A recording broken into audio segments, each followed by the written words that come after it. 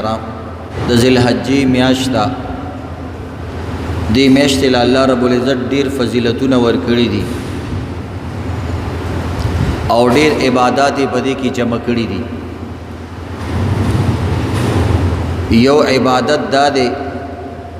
چې په دې میاشت کې د حج مبارک فریضه ادا کیږي او حج د دې میاشت نه علاوه په یو میاشت کې نه ادا کیږي او په دې میاشت کې هم د خاص ورځو نه علاوه په یو ورځ کې نه ادا کیږي. نو دا ورځ خاص د حج فرض عبادت د پاره جوړی شوی ورځې دي او حج په فرایضو د اسلام کې یو لوی او عظیم الشان او یادګاری عبادت ته او د الله سره او د الله د پیغمبرانو طریقو سره د مینې او د محبت یو لوی شاهکار دی او د مسلمانانو یو عالمی یادگار دی او نبی علیہ السلام په فخر سره ویلی دي چې په دې ورځو کې کم اختر راځي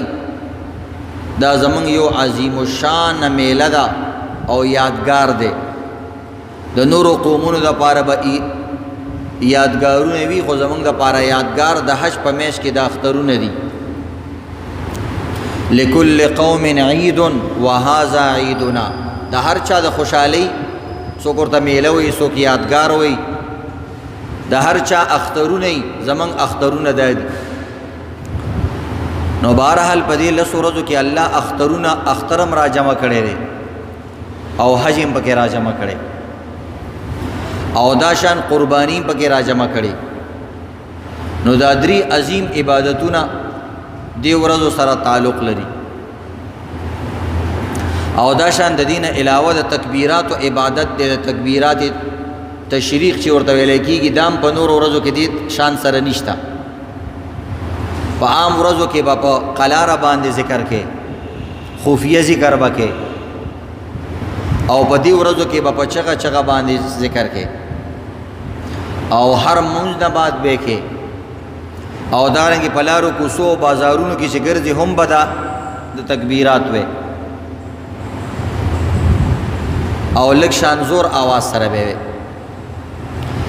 دغه رنګ عزتمندو د نوکانو او دغه رنګ د ویختو نه کټ کول عبادت هم دام دی ورځو کې لري. په عام ورځو کې صرف چې عمره والا کس وي هغه عمره کوي او په احرام کې نو هغه بدا کار نه کوي. د دین علاوه خاص په دې ورځو کې د دې عبادت عمل کولای شي. په عام ورځو کې نوکان نه کټ کول او ویخته نه کټ کول بدنما انسان ښکاری او شریعت مو دا مکروه عمل دی. ویخته کټ کا ما نه اوس وختي زما زوی ته پوسو کو چې زما نوکان غټ شوي خیر دې زه به کټ کم به ما ته وایي چې دې کې څه وجه ده ځکه دا غټ نوکان خو ښه نه ښکاري او د دې باوجود د شریعت حکم دی چې نوکان په دې ورځو کې غټ کړي. نو عزتمندو زمونږ او ستاسو د پاره د ټولو نه لوی حکمت دا دی چې دا د الله تعالی حکم دی یا د الله تعالی د پیغمبر حکم دی او دای په حکم صيغه سره استعمال کړی دي چې مکټ کوا. نو د دې وجې نه عزتمندو کو وړو کې عمل دی کله سنت درجه عمل دی خدا الله پیغمبر ویلی چې دا مکا نو بس دکان بغړ ساتو. اصل حکمت پکې سره حکمت پکې دا دی چې الله رب العزت خپل فرمان بردار نافرمان معلومي چې کوم سړی په اشاره باندې کار کوي او پټک کې کار کوي. دویم دا د عزتمندو په دې کې انسان بظاهر بدنما ښکاري خو کوم انسان چې کار والا کسي هغه اکثر ګډ وډي او تاسو ګوري مثلا هغه ته ما مثال ورکو زوی ته مالی یو واده دی په واده کې دوه قسمه کسان دي ستا دوه قسمه دوستان راغلي ستا واده لا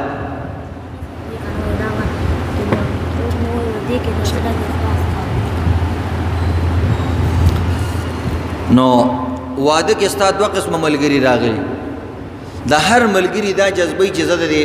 ملګری مدد وکم خدایو کس سے کم دی راشي تا سره کم ځکه چې ته د واده په هغه صوفه باندې ناستې په هغې باندې د سره کینی او صرف تصویران د سره وباسي دا مدد دی کوي او هغه څېره د نه والي او هغه میخ دی واچوي بس نور کار نه کوي نور چې د هغه په کپړو باندې ګرد ګزارېږي هغه موله ترنګړی ورکوي لرې کوي نور زه کار نه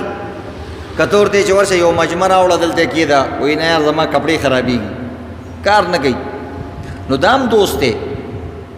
یو دوست دا دی چې هغه سهار وختي راشي او ځان سره یو خیرنه جوړم راوړي او تا ته وایي د ټول نه ګران کار ما ته وښایه او ته ورته یار دا خو تاسو مناسب نه دی وایي نه زه په دیګونو هم پوهېږم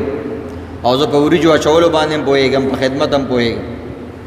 او هغه په خپله باندې چې کوم دی جامې کپړې بدلې کړي خیرنې کپړې واچوي او دیګ کله اوچتوي کله مجمې اوچتوي کله خوانچي اوچتوي او ځان خیرن پیرن کړي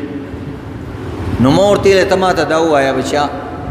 چې په دې سړي باندې کوم دوست ښه لګي چې دا تصویران او سیلفیانې ورسره وباسي د ده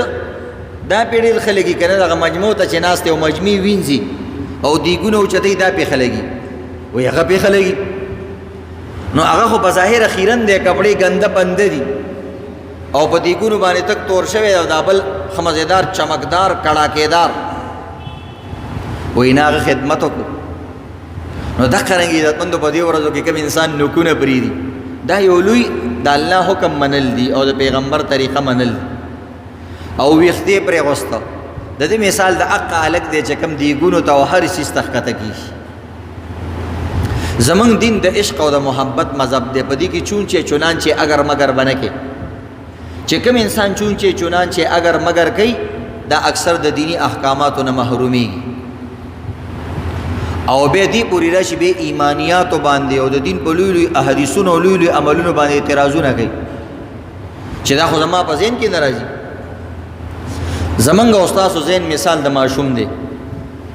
یو ماشوم ته پلار وایي بچی سکول ته ځه او دې کې ستا فایده ده مدرسې ته ځه ستا پکې فایده ده نو دې ماشوم ته دا پلار لیونی ښکاري وایي په سکول کې څه فایده ده لس ګنټې به چې کوم دی په یو کرسۍ باندې ناست دی او کله به یو میس راځي د بر باندې بدماشیانې کوي کله بله بیش بدماشیانې کوي پرنسپل پکې بیر کوي چوکیدار بیلې خبرې کوي دې کې څه فایده ده او کله بجلی لاړه شي ګرمي ته ناست وي او کله اوبه نه وي ماشوم ته دغه فایدې نه ښکاري هزار بار ورته پلار وایي بچه فایده دې ده او ته به وروسته چې غټ شي پته به درته ولګي هغه وایي ما باندې اوس د تکلیف دی او ته وروسته فایدو راغستی وروسته به څه فایدې نو دغه رنګې عزتمندو د شریعت احکامات کله ناکله د هغې هغه فایدې موږ ته نه ښکاري یا موږ په هغه فایدو نه پوهېږو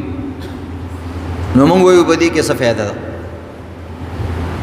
او بیا چې کله الګ غټ شي او کم ماشوم ته چې پلار وایي بس ټیک ده بچه چې فایده پکې نشته بس سکول پرېږده او راځه بس په کوڅو کې هډوکې ټولوه خوشحاله شي وایي هلکه د ورځې د 100 روپو هډوکې ټول کړي بل سکول والا ته وایي بچه ما نن 100 روپۍ وګټلې او تاله پلار 50 روپۍ درکړې وي 50 روپۍ د باندې خرڅ شي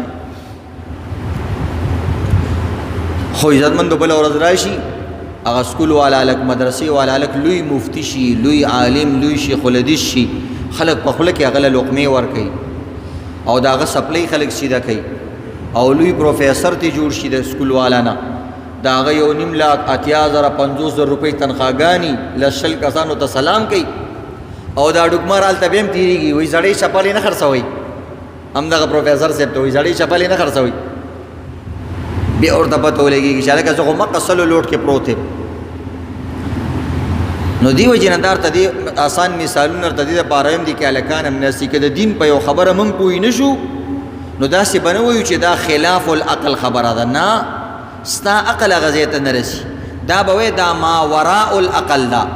آسانه خبره دا د عقل نه بره خبره ده د عقل نه خلاف نه ده د عقل نه بره ده ستا عقل هلته نه رسي یو پارسنګ دی د یو چت دپاره جوړ شوی دی ته وایې مړه دا څنګه پارسنګ دی د دویم چت ته نه رسي بس دا جوړ شوی دی دې دپاره نه دی د دنیا هر یو څیز لیمټ جوړ شوی دی دا یاد لرئ صرف د الله علم هغه انلیمیټډ دی د هغې حد نشته نور د دنیا د هر یو څیز حد شته نو دا بس کسان په دې څیزونو باندې اعتراضونه کوي نو دا خبرې تاسو یاد لرئ عزتمندو وایي ګوره دنیا کې هر یو څیز الله یو اندازې سره جوړ کړی لکه د انسان سترګې دي او یو خاص کار کوي بل کار نشي کولی لکه د انسان سترګې دي دا صرف لیدل کولی شي اورېدل کولی شي نه څومره قیمتي سترګې دي خو اورېدل نشي کولی اوس یو قمقل انسان په دې سترګو کې ځان له میخو منډي چې څومره ښایسته دي او اورېدل نشي کولی دا د قمقل توب دی دقرنګې الله عقل یو خاص اندازه پورې جوړ کړی چې ستا عقل دومره ځي پورې کار کوي د دې نه مخکې کار نه کوي نو څنګه چې ته سترګه باندې اعتراض نه کوې چې دا ولې اورېدل نشي کولی نو دقرنګې په عقل به مې اعتراض نه کوي د دې خپل یو حد دی د پوزې خپل کار دی د زړه خپل کار دی د دنیا د انسان په بدن کې د هر اندام خپل یو کار دی او محنت دی او هر یو اندام د بل اندام شکریا ادا کوي دغه رنګ عقل او قرآن هم دی او وحی هم ده د عقل خپل یو میدان دی او خپل یو حد دی هغې نه خوا کار نه کوي او د هغې نه اخوا که پې الله بوج اچولی وی نو دا به بهتر نه وی ځکه د هغې دومره طاقت نشته اوس عقل لیدل نشي کولی عقل خوړل نشي کولی عقل اورېدل نشي کولی خدا د دې کمزوریانې نه دي نو دقه رنګې عزتمندو ستا عقل کې چې څومره پورې کار کولی شي اقونه کار به تې علي د هغې نه زیات نه د هغې نه پس به بیا دا د وحي محتاج نو قرآن زمونږ او ستاسو دپاره داسې ده لکه یو سړی دی او نظر یې کمزوری دی او د لاس کې بیټري نیولې ده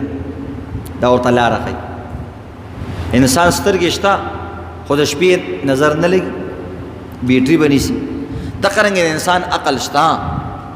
خو عزتمندو کله ناکله دا کار نه کوي نو بیا به ته د قرآن په بیټرۍ او رڼا کې روان زمونږ دا کیومینسټ خلک چې کوم دي سیکولر خلک دي زمونږ مسلمانانو کې هم داسې شته دا اوس وګوره بل یو سړي دعوه کړې ده زه پیغمبر یم بل سړي وجلی داسې قمقل خلک عجیبه عجیبه خلک شته او بیا هغه په نیټ باندې بل هلک سره مناظرې کړي وایي زه پیغمبر یم او ما ومنئ څنګه پیغمبر یې وایي زه داسې سوری شان یم بروزي یم او سایه یم او ذلي یم نو تاسو خپله سوچ وکړئ یو انسان یو د هغه سوری د انسان سوری څه قیمت لري هېڅ قیمت نه لري سوری خو هېڅ شی نه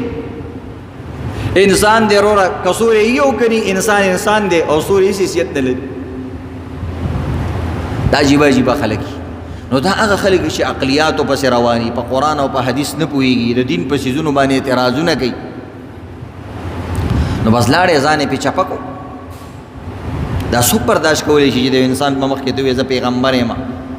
او یا غلام احمد قادیاني په موتیازو کې مړ شوی انسان ته دا پیغمبر دی داسې یو سړي ته ووایه ورته دا پلانې ستا پلار نه دی دا پلانې ستا پلار دی څومره سړی بد ګڼي اسی په قام کې چې پردی سړی را دن نشي څومره خلک بد ګڼي نو د پیغمبرانو یو قام دی یو ډله ده او یو جماعت دی نو عزتمندو عقل پرست خلک چې کم دي تباه دي ځکه د هغوی په دماغو کې چې یو شی رانشي بس بیا د هغې خلاف کار کوي نو قربانیانو باندې اعتراضونه د دین په احکاماتو اعتراضونه چې بیا داسې مخکې لاړ شي بیا ډیر سیکولر شي نو بعضې کسانو په حج هم اعتراض کړی وایي دې حج له تاسو څه دپاره ځئ 15 لکه روپۍ لګوئ 20 لاک کسان دي وایي او 20 لاک له چې کم دی په 5 لاک کې ضرب ورکوي وایي دا څومره ډېرې روپۍ دي نو د عشق او محبت باندې دوی نه پوهېږي دوی الله سره هم د دوکاندارۍ حساب کوي او د دې احکاماتو عزتمندو د هغې په خوند او په مزه باندې نه پوهېږي او د هغې په فلسفه باندې نه پوهېږي وایي مړه دا خو یو بین الاقوامي میټینګ دی څنګه چې مختلفو ملکونو والا میټینګ کوي وایي دا هم یو میټینګ دی په عربو کې نو وایي ضرورت نشته دی چې خامخا موږ دغه ته ځو عربستان ته وایي کله دا میټینګ پاکستان کې کوئ او کله په افغانستان کې او کله په انګلینډ کې کوئ وایي ضرورت نشته یا آنلاین میټینګ کوئ بعضې کسان وایي موږ ته هم ضرورت نشته وایي دا الله د ورزش دپاره راوستی بس ورزش کوه خبره ختمه گویا کې عزتمندو د دنیا یو مجنون انسان هم خلق د دنیا یو فرد ګڼي او نعوذ بالله د دنیا خلق چې کم دی الله د دنیا یو فرد هم نه ګڼي یو انسان په شان حیثیت هم نه ورکوي تاسو سوچو کې په یو کور کې ړوند کس دی او شل دی ګوډ دی نورونه ولا پوره حصہ ورکوي که نه ورکوي که څوک وتوي چې دته خو سترګې نشته دا خو ګرځېدی نه شي او څه کوي وایي نه دا زموږ ورور دی او دا د پلاني زوی دی یو چې پلار مړ شي ماشوم ته میسه میلاو شي مشر ته میلاو شي ټول ته څوک داسې نه وي چې دا ماشوم دی خو چې چېرته د الله خبر راشي مړه وایي دا الله ته د څه ضرورت دی الله ته د یو شي ضرورت هم نشته خو الله دا جوړ کړي هم د دې دپاره چې موږ او تاسو ګوري چې زما خبره مني او که نه مني نو بهرحال عزتمندو دا بعضې کسانی سیکولر قسم ذهن وي د هغوی نو هغوی هر څیز کې چونچې چونانچې وغیره دا خبرې راولي دې حوالې سره درته عزتمندو مختلف مسایل شروع شوي چې په خپل دین باندې پوهه کوي ځان د قربانۍ متعلق د مونځ متعلق درته څه مسلې بیان شوې وي د مونځ درته یو اووه مسلې بیان شوې نو باقي مسلې به درته د اختر نه بعد د مونځ سلسله بیا شروع کوو ځکه نن په خلکو باندې قربانۍ بوج دی چا څاروی اخیستی دی وروره غاغونې ګډوډ دي چا وروره څاروي له ستنې والي دي چې اوس کور ته یې راوستی دی اوس په اوج کې راغلی هغه ترپه کې وایي ټولو باندې سر راوچت کړی چې دا به څه کېږي نو او چا ته څاروی شل شوی نو یو څو د زناورو او د څاروو باره کې ته یو څو خبرې بیانو زما نن مریم لږه ګډه وړه ده سبا بیا بیان دی د اختر په شپه پیغام زموږ بیانو پوره لانجي هر ټایم پروګرامونه وي او نو ګرانه شي بعضې کسان د مختلفو مسایلو تپوس کوي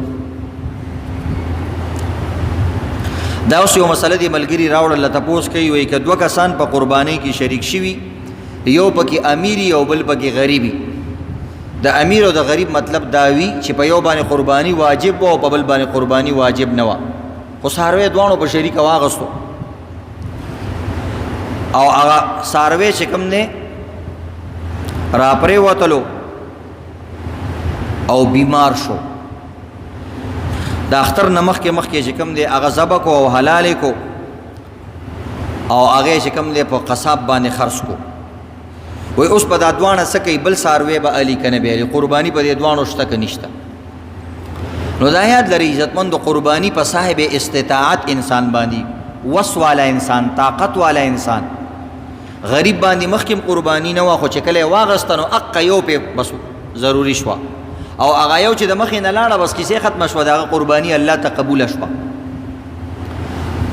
او مالدار سره چې کم دی په هغه باندې د اختر په ورځ قربانی ضروری ده د اختر نه مخکې په قربانی ضروری نه ده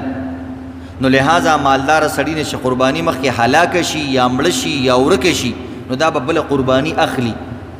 ځکه دا باندې خو اختر کې قربانی ضروری ده کنه او غریب باندې خو اختر کې قربانی ضروری نه ده هغه باندې مکه څاروی ضروری او هغه څاروی بس مخې نه لاړې چپه شو خبره ختمه هغه باندې څاروی ضروری په غریب باندې او په مالدار باندې قربانی ضروری ده دې په فرق ځان پوي کوي یو قربانی ضروری ده او یو څاروی ضروری ده په دې کې ډېر فرق دی د څاروي تعلق او مکه څاروي سره دی چې کوم یې اغستی دی که هغه وي نو بس وي که نه نو بس نشته قرباني او قربانی دې ته وایي که ټوله دنیا کې هم څاروي نشته او په تا باندې واجب دی څاروی به را پیدا کې که نه وي نو بیا به هم کې پیسې به ورکې خو کې به نو دې وجې نه چې غریب او مالدار نه څاروی بیمار شوی دی او خرڅ کړی دی او حلال کړی نو په دې مالدار باندې بله قرباني شته او په غریب باندې نشته بس ځان دی نه پریشانه کوي او دته د قربانۍ ثواب هم میلاو شو خو دله په کار دا و چې دا قرباني څاروی حلال کړی وی او خپله حصې چې کوم دی خیرات کړی وی دله دا په کار ځکه دا خو د زړه نه ویستې وه که نه واپس یې قرضه کړه نو د غریب دپاره هم بهتره دا دي چې دا څومره روپۍ د قربانۍ نه اغستې دي په دې باندې د ځان له یو وړوکی څاروی والي چې هر څنګه یي که غاښونه یې وي او که نه وي په غریب باندې قرباني شته نه دی که نه غریب باندې خو بس هسې صدقه ده دغه غریب خو اوس نه کېږي هسې شوق پوره کوي خو صحیح قرباني چې کې هغې کې بیا عمرونه دا ټولې خبرې بیا ضروري دي او غریب خو که یو چرګوټی ویلې چې دا چرګوټی حلالوم بس هغه هم صدقه کوي هغه باندې هغه چرګوټي د چرګوټي د حلالولو ثواب به ورته میلاو شي خو قرباني خو نه ده هغه باندې قرباني شته نه دی نو خو که کوي نو کولی شي ثواب هم ورته میلاویږي خو شته پې نه نو مالدار سړی به علي دیو جن بعض وخت داسې چلو شي یو غریب سړی چې کم دی بل ساروی والی خو یریږي چې ما په ځان باندې واجب کړو او هغه خورانه مړ شو او یارانه خرڅ مې کو یا ورک شو بل ساروی والی نو که په اختر ورځو کې هغه پیلنې ساروی پیدا شو یا روغ شو نو غریب به دا دوانه ساروي حلالي او مالدار که ځان له بل اغستې نو مالدار باندې یو ساروی دی که دا بل ځان له خرڅولی هم شي بعضې کسان وایي چې دا خو عجیب ناشنا خبر ده غریب به دوه حلالوي او هغه به یو حلالوي نو غریب په خپله باندې چې کوم دی پکې مستی ده که نو مستی والا سړی الله پرېږدي وایي تکړه شه تکړه شه شابسې نور هم تکړه شه صحیح ده وایي که مخکې راګزار شو بیا به موږ ذمهوار نه یو مه کوه لکه تا ته یو مه کوه خو تی کې نو بس الله خو څوک نه منې کوي که نو چې دواړه دې واغستې اوس دا دواړه وکړه او مالدار سړي باندې یو قرباني ده خبره ختمه که شلي اغستي واپس یې خرڅوي کار څه کوي یو قرباني ده هغه دې وکړي او په دې صورت کې چونکې د مالدار نه قرباني ذبح شوې ده ختمه شوې ده مالدار سړی به قرباني کوي قرباني کولو مطلب دی چې یو چیلې به حلالوي یو کس چې وي یا یو ګډ به حلالوي یا به چې کوم دی په غټ څاروي کې یو وي ټول څاروی په انسان لازم نه نو دې کې بعضې کس داسې چلو کې چې څاروی والي هغه را پرېوځي خپې ماته شوه یا غوږی سیری شو یا بدن باندې نقصان رالی وینې خامخا چې څاروی را پرېوځي دومره خو یو خراش نیم پې راځي نو دا یاد لرئ عزتمندو نقصان ته به کتل کېږي هسې وینې چې تې وځي نو په دې باندې قربانی کې څه فرق نه راځي لکه بعضې کسانو د حج باره کې دا مسله شو دغه کړې ده چې په احرام په حالت کې د نوینه ووتله نو بس دم به ورکې دا خلکو د ځان نه مسلې جوړې کړي دي احرام حالت کې چې د نوینه ووتله ځای به نه ګرې که وینه د نه ووتله نو بس دم د باندې رالی نه راځي دم په هغې ګرول بعضې مولیان د دې وجې نه منې کوي چې ویښته د نه لاړ نه شي زیان ګرې نو ویښته د نه چېرته راونیوځي ویښته کټ کول ناروا دي او چې خارښتي سړی قلار دي ځان ګرې ټوله ورځ ځان له دې برش والي ابه څه کوي غریبه خو چې ځان نه ګرې نو ګډېږي به څه به کوي هغه نو بهرحال عزتمندو دا د عوامو مسله ده یو دایي چې احرام حالت کې دي وینه ووتله نو اودس ته مات شو نو که طواف کې نو طواف بغیر د اودس نه کېږي نو بیا به هلته اودس تازه کې نو دا سره د حج مسله هم درته پکې معلومه شوه یو څاروی چا نه را پرېوتلو نو عزتمندو که غریب سړی ما درته ویلي یو څاروی را پرېوتو خپې ماتم شوه او غوږونه هم ترې پرې شو بس د ده خو پې قرباني کېږي ځکه د باندې قرباني شته نه دی که نه همدغه څاروی به حلالوي که هر څنګه دی که ګوډ دی او که شل دی او که هر څنګه دی خبرې ختمه غریب سړي دپاره دا خرڅول او بدلول لازم نه دي ځکه هغه باندې قرباني شته نه نو بس که هر څومره څاروي ته نقصان نه رسېدلو د ده دپاره دا نقصان داسې دی لکه لا نقصان هېڅ نقصان نه او مالدار سړی به بیا دې ته ګوري یا نقصان ته به ګوري چې آیا دا نقصان داسې نقصان دی چې دا زناور خایس یې متاثره کو یا د دې قیمت یې ډېر راغوزار کو یا د ده داسې اندام ضایع شو چې هغه اندام باقیمته اندام دی مفید د خوراک اندام دی نو بس اوس په څاروي کې فرق راغلی مثلا پوره سترګې تې ووتله نو اوس دا د دې د وجې نه د څاروي شاورلیټ څاروی څوک نه علي په ګرانه ریټ باندې چې یو سترګې نه وي په هغه باندې څه کوي ته بیا دې خوا راکاږي به هغه زور کوي نو دا خو څوک نه علي دا یو لوی عیب دی په هغه کې یا پوره غوږ یې کټ شو یا د نیم نه زیات غوږ ته پرېوتو غوږ کې یو عجیبه مسله ده دا یاد لرئ غوږ عزتمندو کله ناکله کټي دوه قسمه کټي دا مثلا غوږ دی ګوره داسې په پلنو باندې دا د غوږ سر دی او دا بدن سره لګېدلی حصه ده دا غوږ دی دا لاس وګوره که دا غوږ داسې سیري شو دې کې ګنجایش شته دی خیر دی دې منځ کې داسې دا بعضې ځایونو کې څاروي د دې دپاره سیري کوي چې نورو څاروو سره یې فرق وي خو چې کله غوږ په تسې باندې کټ شو زه دوه ورځې منډۍ ته تللی وم د خلکو نه تنګ شو ځکه ما خو اوس خلک پېژني کله به یو څاروي ته ودرولم کله بل څاروي ته ودرولم ما دا څه کې زه خو بل ځان نه څاروی علم ما اوسه پورې څاروی وانهغوستو او پنځه شپږ مدرسې دپاره او د هغه دپاره هر څه مې واخېسته چې داسې کټ شي داسې نو بس بیا بعض عالمان وایي چې درې میسې نه زیات کټي بیا پرې نه کېږي بعض عالمان وایي چې د نیمې نه زیات کټي نیم بیا څنګه معلومې نو هلکان امید دي که ستاسو نیم نشي معلومولی وجدا څنګه غوږ مې ول درې ځل داسې یو ځل رامات کو به مې بیا رامات کو دا درې مېسا او وجدا غوړې راسانه طریقه ده غوږ دې کنه ځای غوړو کې خو نه کنه یو ځل داسې رامات کو په درېم ځل سر تر اورځو دا درې سی شو بس په خپل ته به طریقې چې درې مې نه زیات دی او کم او کني مې کې نو بس سر نه وګراو نیسا دې پورې وګا او به پکې معلومیږي هغه سری سبق معلومیږي نو چې تاسو سری شي به پکې گنجائش ته خیر دی یا مثلا تاسو کټ شوی باز د ګډانو نه چې چا غو چیلو غوګونه وي غواګانو د سرونه دي کټ کړي چې د نورو رمو سره یو ځای نشي کنډکو سره یو ځای نشي نو کاغه لګي دي کټ کړي وي خیر دی بازي کسان ډیر وسواس یې نه چې لکشان په وکی سورې شانې وي یار دی باندې نه کو نو داسې ساروی به د چېرته را پیدا کېږي دا خو زناور دي روزانه دي کې وي یو بل سره ښکرې وي دومره لږ ډېر خبرې خو پکې راځي خو د دې د وجې نه قیمت کې څه فرق نه راځي حسن کې څه فرق نه راځي نو خیر دی بیا پې قرباني کېږي یا خپې مثلا زخمی شوله خیر دی هېڅ خبره نه زخم خو راځي په انسان کې خو چې دومره زخم یې چینجي پکې شوي دي او یا یې لاندې غوښې ته نقصان رسېدلی دی نو بس دا خو عیبداره دی بیا دا څو کوي اوس یو هلک ما ته وختي ټلیفون وکړو چیلی دی راغورځېدلی دی چېرته ښکرې لږ مات شوی دی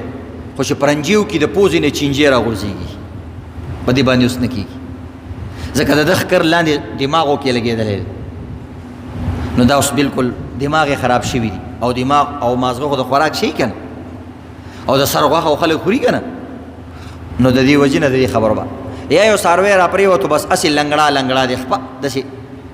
نو چې شروع کړي بیا ماله داسې څاروی خیر دی خو که دې اغوستی او کور کې را پرېوتو ځکه دا خو فرشونه دي ټول چینګ وینګ لاړ شي یو دا د عزتمندو ګوره څاروي لږ ساتئ چې د دې په ترتیب پوهېږي مثلا داسې ټیلونه لګېدلي دي ته دننه څاروی منه نه باسه یا که نه باسي نو دا د وړو دا غټې بورې نه دي دا یو دوه درې بورې واله دا ورته واچوه یا کور کې داسې زوړ کارپېټ یې هغه ورته واچوه چې نور ایزم نه د بار نه لږه خاوره یو ټاټکې نه باسه او یا شګه هغه شګه ورته دلته خواره کړه بس بې څاروی نه خوېږي نو عزتمندو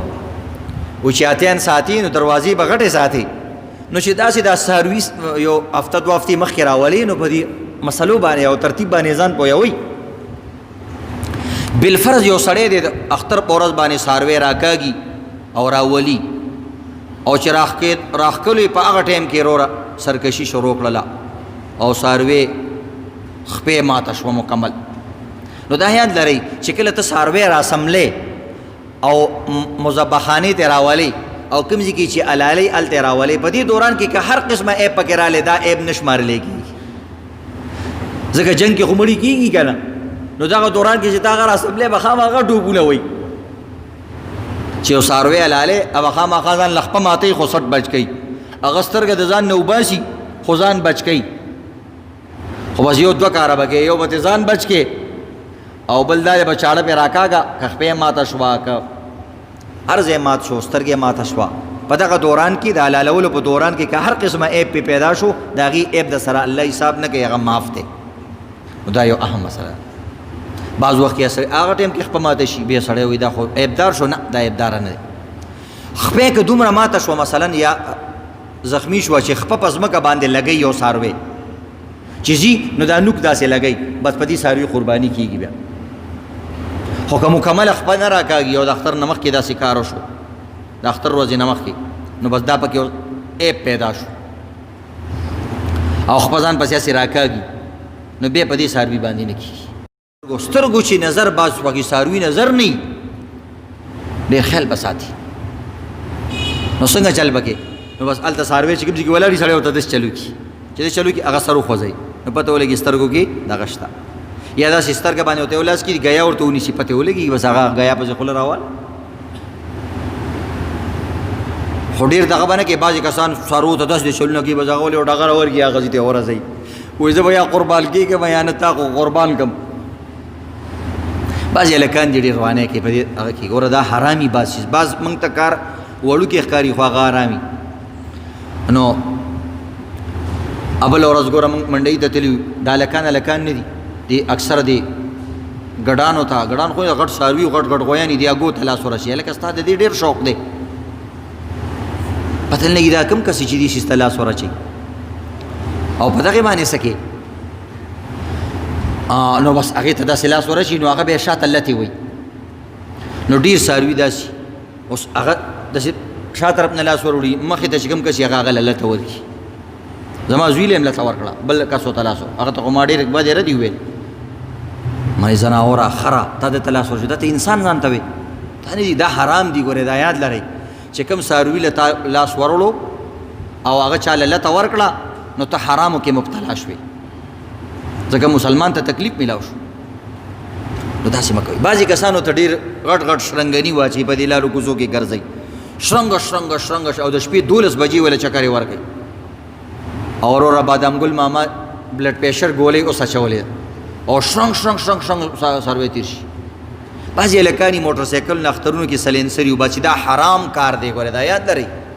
څنګه یو بل سړي ته کنځله کول حرام دي نو دغه رنګ عزتمندو مسلمان له تکلیف ورکول حرام دي سلینسر ویستل او په زوره باندې موټر سایکل تیز چلول دا حرام کار دی تکلیف دی مسلمان نو سارو ته شرنګني اچول دا د هندوانو رسمونه دي ها اسې پټه د ښایست دپاره دی ورته واچوله خیر دی یا وړوکي شان شرنګري دي ډېر شرنګ شروګ نه کوي څوک دی په تکلیف کېږي نه نو ځا ګنجایش به ولري نور دا د هندوانو دي بعضې کسانو ته باقاعده ټلۍ اچولي وي دا ټلۍ نه اګونګرو هغه هندوانو چې په مندر کې ځوړند دي هلکه دا خو بالکل د هندوانو شی دی ورته اچولی دا ټلۍ هغوی ته بګوان او هغوی غویانو ته غواګانو ته هم دا چیزې کوي هغوی عبادت کوي پیل هغه شرنګنۍ وشرنګوي وایي زه رالم ښه بګوان خبر شه نو دوی هغوی ته د خدای په نظر باندې ګوري نو دې وجې نه ځان نه به هندو نه جوړې غټ غټ شرنګني دومره دغې ورته اچولي هغه ورته ما اچولي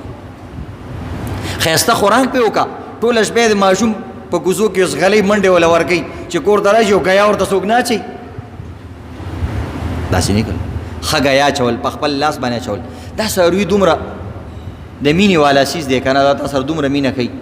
زما اوس هغه وړي لورین دي هغوی ما غټ غټ څاروي دي لکو نه بره دي او هغوی سره لوبې کوي خو د دوی سره به خواري کوي مونږ یو ځل یو سخی راوسته هغې ډېر زیات ورانې کوو نو دا یاد لرې کله څاروی ورانې کوي د هغې یو وجه وي په دې باندې ځان پوه کوي د څاروو کې کونې کېږي کونې او دا کونې چې کوم دی ډېر خطرناک شي دا د څاروي نه وینه راکاږي نو ته سوچ وکړه ستا په بدن چې یو میږی کیني او ټک د باندې ولګي په جومات کې چې کوم دی په مونځ کې ټوپ کې تکلیف دی انسان ته میلاوي دقه رنګې په دې څاروو کې اکثر کونې شوي دا غوږونه وله لږ چک کوئ دا ترخونو دا ځایونه مینه وله چک کوئ بس هغې کې کونې چې داسې ترې راوباسي او په ځمکه یې واچوه چې داسې خپه پې کېږي د هغې نه وینه روانه شي دومره وینه یې څکلي بیګا چیلون داسې خوراک نه کول زما د زامنو چې کوم دی هغوی ته کونې راوویستل خوراک یې شروع پریشانه شي سات پس ساته سربوجي خارخ پې لګېدلی وي لږ صفا سوتره انسان ووینځي صرف پې ولګوي خو دې طریقې سره چې کوم دی ښکلی د هغې تربیت وکړي لاس پې راکاږي او لاندې سامان له لاس مه وروړئ ښه نو بهرحال عزتمندو که څاروي مکمل خپه ماته شو بیا پې نه کېږي مکمل نظر یې نه بیا پې نه کېږي که غوږونه یې لږ واړی خیر دی کېږي بعضې څاروي مونږ ته ټلیفون کوي د ده غوږونه نشته خدای پاکه غوږونه ورته چېرته نه راوړو نو دا بیا عیب دی ځکه غوږونه چې په څاروي کې مکمل نه وي دا ډېر بد ښکاري خوند نه کوي نو بس دا اوس عیب شو د هغې حسن متاثره شو نو په داسې څاروي باندې بیا قرباني نه کېږي هسې حلالولی شي مغه د غریب او د مالداره مسله وي که غریب اغستی بس حلال دي که مالداره هغه به دا بدلی عزتمندو ځان مونځ له رارسوئ یوه نیمه بجه به جمع ودرو یوه نیمه بجه به جمع ودرېږي نو دا مختلف عیبونه وي په دې څاروو کې بعضې کسان دا وي چې څاروی والي هغه د هغې خېټه وي ګابن شو ورته وایي حامله بلار څاروی آیا په دې قرباني کېږي که نه دې باندې قرباني کول بهتر نه دي ځکه هغې کې اکثر یو جان ضایع شي وړوکې د میاشتو بچې وي هغه ضایع شي مړ شي نو بلار څاروی نه دي حلالول پکار هغه خرڅول پکار دي هغه ګران خرڅېږي واپس هم خرڅېږي ګران هم خرڅېږي نو په دې باندې ځان پوهوئ د غلانځو ته یې ګوري د غلانځو نه پته لګېږي د بعضې څاروي خو چې نوی بلارب شوي د هغې لږ پته پوره نه لګي چې دویم ځل شوي نو د هغې پته لګېږي چې دا سخی ده او مخکې یو لنګون هم تیر کړی دی بعضې چیلې وي د هغې عزتمندو دا تیینه بند وي دا پی چې په کومه لار راځي تیینه دای بند دي چې د کومې چیلې دا بند دي په هغې قرباني نه کېږي یعنې پی پکې شته او سوري بند دي او پی ترې نه راوځي وی هغه زر زر سوري کا څه چلو کا ډاکټر له بوزا او کني نو به پدی باندې نه کیږي بعضی یو ته بند وی بعضی یو ته کولاوی دام اپ دې بیم پینې کی خدا غوا که یو بند نو خیر دی ځکه دا غي اکثر اغي ډیری نو دا غي اکثر کولاو دی به صحیح ده خود چیلی خو چیلی خو غم دوی بعضی ساروی دا چې وی دا غي یو اند نه وی یا دوانه نه وی یی خسیکړی چقولی ولا نو دی لا غالکان بوزي کوم چې د دې شوقیان یې ګوري ویرا شوز دا وګوره نو بهرحال چې دی باندې قرباني کیږي ځکه دا د دې یو جسم یو حصہ د خدا ضروری شی نه ده د استعمالي شی نه ده هغه خو څوک نه خوري پنجابیان یې خوري ټکاټک ورته وي او دلته چې کوم دی دا خو حرام دی حرام ته نږدې دي نه دي استعمالول پکار د غوي او د سارو د میتیازو زینه به نه خوري او دغه رنګ چې کوم دی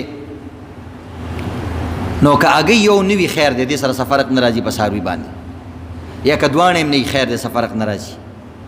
یا چقولی علماء کړي دی په دې کې سفرق ناراضي بلکې د دې ساروي غوخه خواږوي عجیب عجیب قصې راځي پرون یو دو کسانو جګړه وا غالبا دې ثوابای کی او یو بل باندې راپورټ هم کړی وې دا سروي واپس کې بدی باندې نه کی نو به دې ما فی ماشومان نه سیداغي د وړو بوله او د غټو پاخانه لارې یو په یو لارې وکول دام غره یو اپ دی په سروي کې چې دوانه میتیزي او دغه د دې لارو کې د دې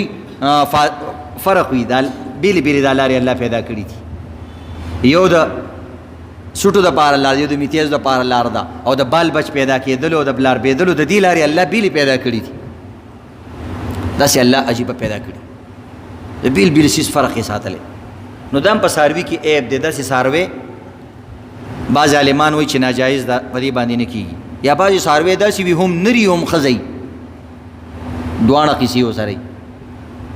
نو بس دا دې ته به خنثا مشکل ساروي ویل کیږي دا صرف تاسو د معلوماتو د پاره وې عزتمندو چې تاسو په دې سيزونو باندې ځان پوي کی څنګه چې موږ په ټماټر او پیازو باندې پويو او کپڑا کې چې یو تارم نه نه دا ډیفیکټډ کپڑا ده او چې کپڑا نه دا پیور کاټن نه دی کې پولیسټر تارم استعمال شوی دی او دا په دې رټ نه علم اریو سس کې او یو کنه دا قرنګ د الله د پاره چې کم سيزلي هغه کې بالکل صفا سوتره کول قتل پکار دي نو دا خنثا مشکل ساروي باندې نه کیږي ځکه د نر خزي پته نه لګي چې دا څه شي دی حلال دا به ډیر لوی عیب دی نو په دې باندې دا قرباني نه کیږي عزتمن اسی عام حلال دی چې حلال دی کو خورې شي خو قرباني پې نه کیږي ځکه عیب دی پکې بعض عالمان لیکلي کده دی غوښه کله کوا خنثا مشکل چې دوانه سامانو زري او دا دی حلال کو غوښه کله کوا ځکه د دې بعض علما کرامو حکمت بیان کړي ولته بیان کړي چې د دې غوښه نه پخېږي دا چې کوم نرخزیش نرم یو خزمي بس دا د دې غوښه بالکل کلکش کانه شان چې مټکورش نو به بعض عالمان لیکلي چې چا حلال کو ورسته ورته پته ولګي دا دوانه سامانونه وسره سامان جنگ او بیا چې کوم دی که غوښه پخېدل نو خیر د قرباني شوی دا ځکه بس صحیح هغه یې پکې نو او که غوښه نه پخېدل ډېره زیاته سخته وه ډېره سخته یو خو لږه سخته وي لکه سارانې او دغه رنګې د غریز والا که هغې برابر هم ونو خیر دی نو دا عجیبه عجیبه مسایل دي عزتمندو په دې څاروو کې هم په دې نورو څیزونو نو بلار څاروی کوشش کوي مال حلوي نو دا د څاروو متعلق څه مسلې بعضې کسان دا تپوس کوي چې زموږ بریتونه غټ شوي پرون یو سعودي عرب نه ټلیفون کوي بریتونه مې ډېر غټ شوي لاندې اوبو کې لګي نو ما ورته په دې بل طرف یې ګمنځ که که نه داسې ګمنځوه که نه څنګه چې ویښته ګمنځې او داسې ورپسې ځه او که نه د بعضې کسانو داسې د وربشو په شان او د دربو په شان کله کې ویښته یې هغه نیغ رواني هغه دې خوا نه ځي چې ډېره ورته تیل میلو لګي دې طرف ته نه تاوي نو چې بیا په اوبو کې لګېږي او د خوراک په سامان کې لګي نو دا مکروه دی نو د دې وجې نه بیا دا سرونه د هغې نه وال دا جایز دي او اصل دا مستحب عمل دی یو سړي بعضې کسان وایي چې جي ما نه په غلطۍ کې شی وشو یا مې ویښته کټ کړه نو بعضې کسان راته ویلي ستا قرباني نه کېږي نه ولې نه کېږي د دې قربانۍ سره تعلق نشته ښه دا ځان له عمل دی او هغه قرباني ځان له عمل دی دا ځان له ثوابي کار دی او هغه ځان له ثوابي کار دی نو بهرحال دا د قربانۍ متعلق چې کوم دی عزتمندو خبرې دي سبا د اختر مونځ دی ان شاء الله د هغې دپاره تیاري وکړئ. کوشش کوو دې ځل موږ هم د اختر مونځ سهار وختي کوو.